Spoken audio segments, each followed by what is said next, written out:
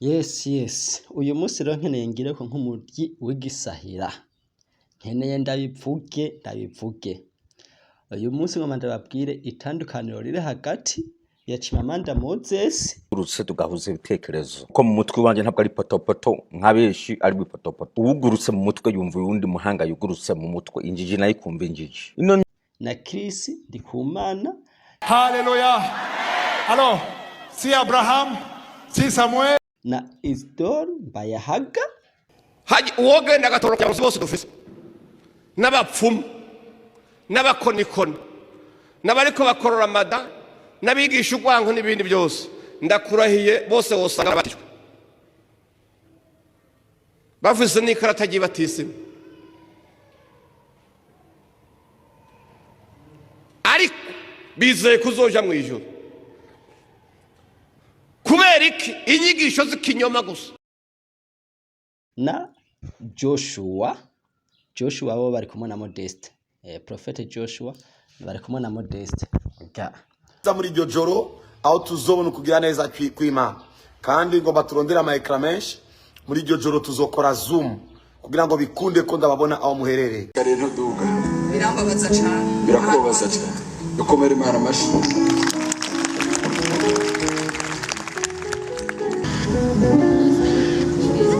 Mama ugiye gutsambuka n'amayesikariye kandi urayaduha ko turayafise.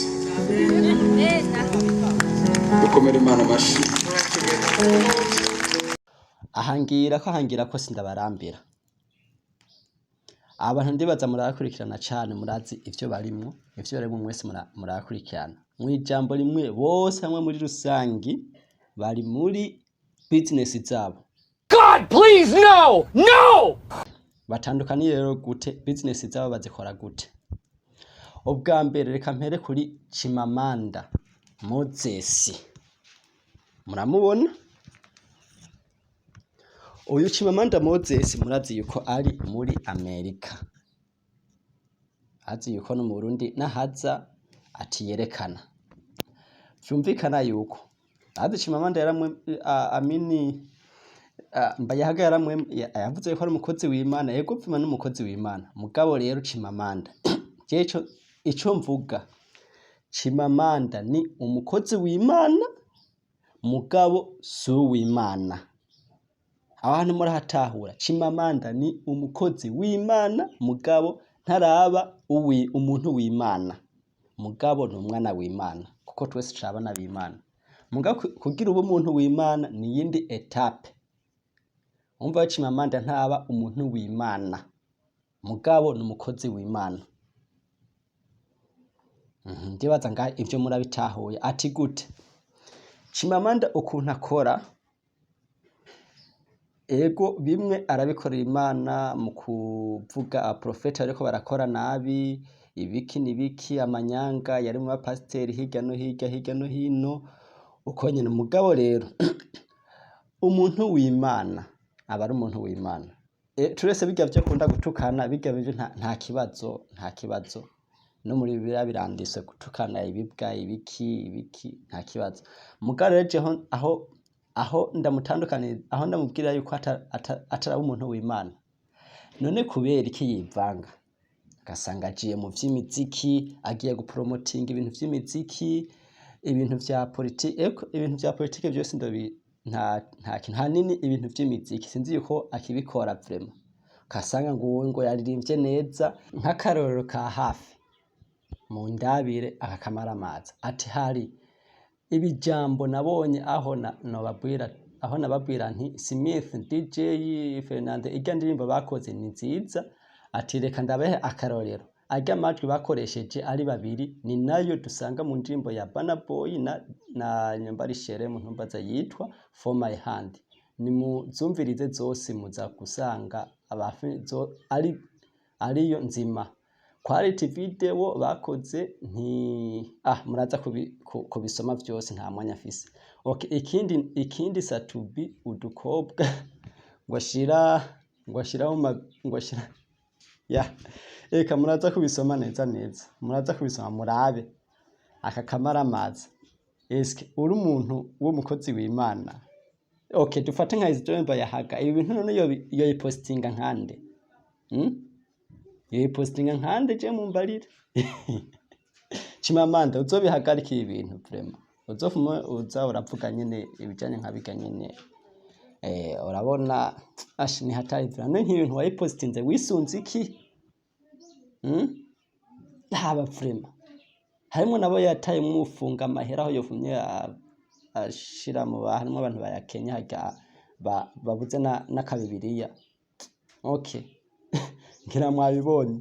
Aka nakaruro ka hafi haro n'ibindi nyene yakora nyene mu nyuma. Je narinzi ko yabihevye mugarabe bandanye.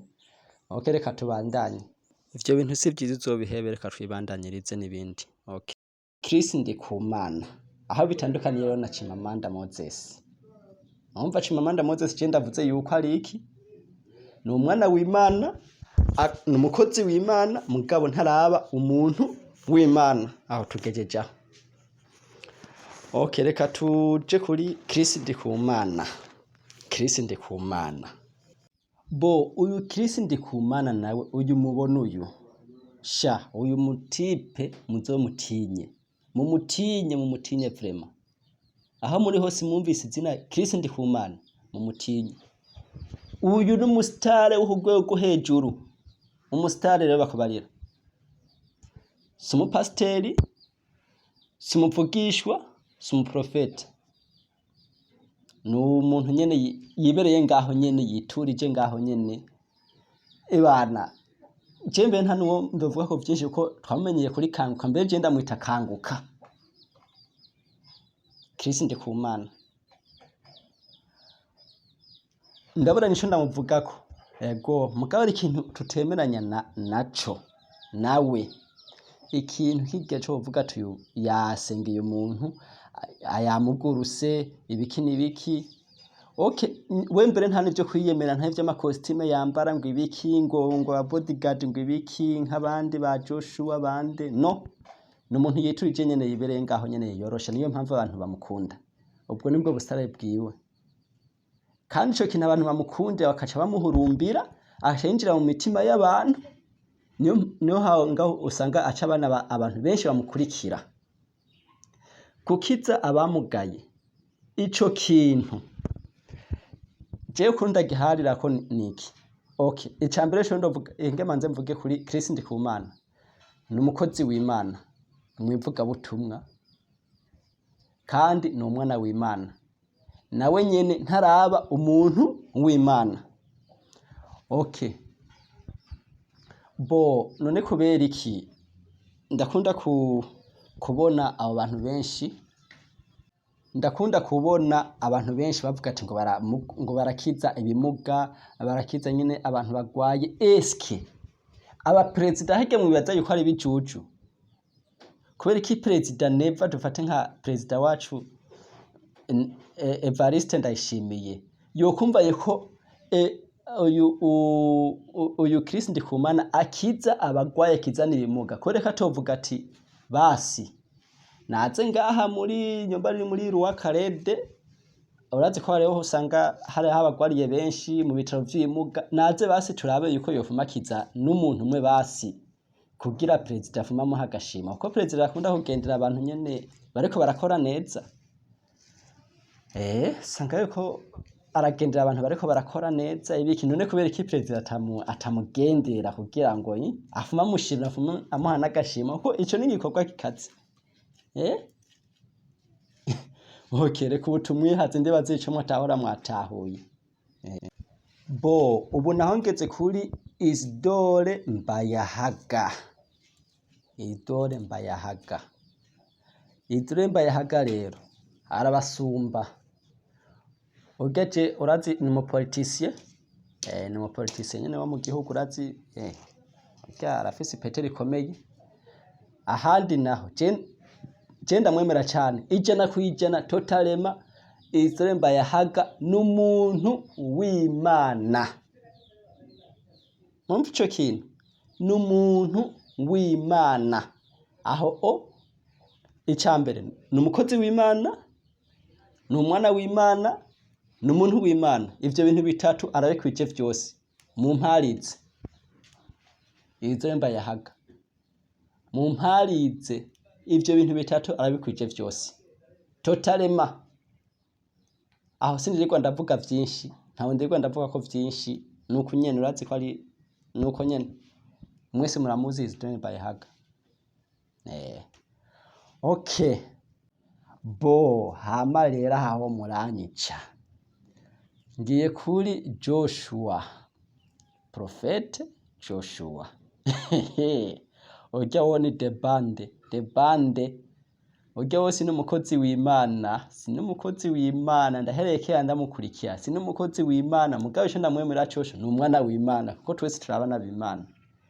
Mu rusengero rwiwe nta musi numuzokumva yahamagaye umuntu yihana. Ahamagara afise ingorane zo kuronka abagabo, afise ingorane zo kuronka visa, afise ingorane zo kuronka inda, ibiki akabasiga amavuta. Nta n'umusi n'umwe muzokumva mwishengero ryo hamagaye. None nukuvuga yuko mu igeshengero ryose bose bera gusa, umva ibintu icaha cose umva carakuweho cose. Yesu yaraducunguye nta caha. Umva vyose vyaraheze, hasigaye rero kuronka ibintu. Urya we mbere sinumukozi w'Imana, ni umwana w'Imana, sinumuntu w'Imana, afise ikintu kimwe gusa. Urya we ni nkanje gusa. Ni nkanje turi kumwe, mugabo je nzomutanga gushika mu ijuru. Mumbwiza ukuri. No kwa Kristo ndi kumana harya. Okay, reka ndamuhoze urya wo hari gihe asengera na afise icaha nyene. Mugabo ijambo ryo kuvuga ati Yesu ntumubaze. Benshi uzobafatire kwijambo kuvuga Yesu Kristo. Joshua ntuzokumva avuze Yesu Kristo.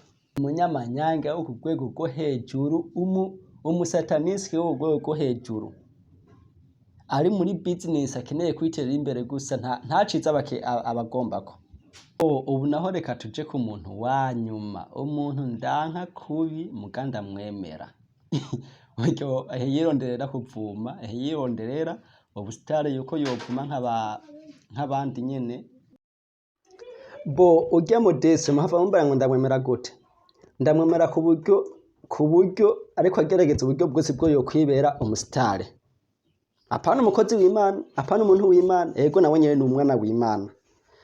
Aharondera uburyo bwose yogerageza kugira azokwibere umusitare, kuko ntivyumvikana. Lo 20 munayibuka ngo nta muntu numwe azopfa. Ico kintu wewe wogekora ku buryo ubesha Uburundi bwose n'abanyamahanga bose, ukababesha ukafisha na afishe. Ivyo ntumwabibonye? Ata. Urya akeneye kwivumira, ahubwo aravye nawe bazomusubiza mu gasyo. Modeste. Mbese ni umurundi n'umunyarwanda, ahubwo azogende kwa Kagame abivugira yarabe yuko libu ntishinya yoyo ubu mu Rwanda ho ntitaha. Ego udashoboye kuvuga ikintu mukuri wewe fumuja kurima.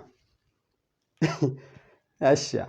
Okay, hama vyari ivyo naho butaha.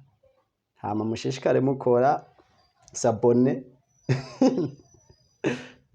Okay, karagaciye mariko bose bambabarire. Je gusa niko ndayibona, ndayivuze ko ndayibona. Ego sawa, ciao naho butaha. Tubandanye dukora ibindi murazi no kuruticara. Ego hama nkabashimira kubwo dukeze ko ukuntu muguma mudukurikirana ku mbuga zose, haba za YouTube haba za Facebook. Okay, Imana ibahezagire cyane. Natwe dukeneye kumenyekana. Naje nkeneye kuba umusitare kubera iki gihondo sigari inyuma. Joswiki akoze igiterane, Imana ikwamo igitangaza abantu. Harimo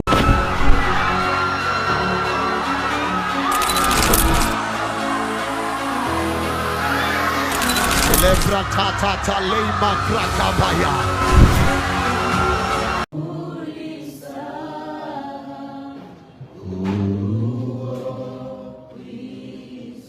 In Jesus' mighty name. Move this in your baby town.